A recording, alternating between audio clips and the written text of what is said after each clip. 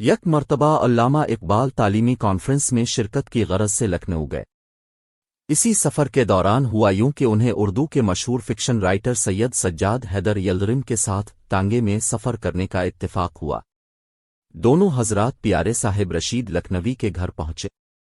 دوران گفتگو اقبال نے اپنی یہ مشہور غزل انہیں سنائی۔ اقبال کی اس غزل کو پیارے صاحب رشید بڑی خاموشی سے سنتے رہے اور کسی بھی شعر پر داد نہ دی۔ جب وہ اپنی پوری غزل سنا چکے تو پیارے صاحب نے فرمایا، اب کوئی غزل اردو میں بھی سنا دیجیے۔ اس واقعے کو علامہ اقبال اپنے دوستوں میں ہنس ہنس کے بیان کرتے تھے۔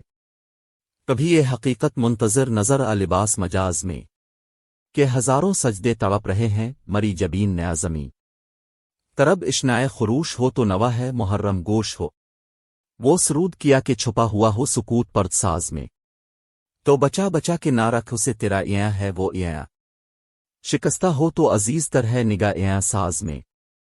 دم توف کرمک شما نے یہ کہا کہ وہ اثر کوہن نہ تری حکایت سوز میں نہ مری حدیث گداز میں، نہ کہیں جہاں میں اماں ملی جو اماں ملی تو کہاں ملی، میرے جرم خانہ خراب کو تیرے افو بندہ نواز میں، نہ وہ عشق میں رہیں گرمیاں نہ وہ حسن میں رہیں شوخیاں، نہ وہ غزنوی میں تڑپ رہی نہ وہ خم ہے زلف ایاز میں، جو میں سر با سجدہ ہوا کبھی تو زمیں سے آنے لگی صدا، تیرا دل تو ہے صنم آشنا تجھے کیا ملے گا نماز میں۔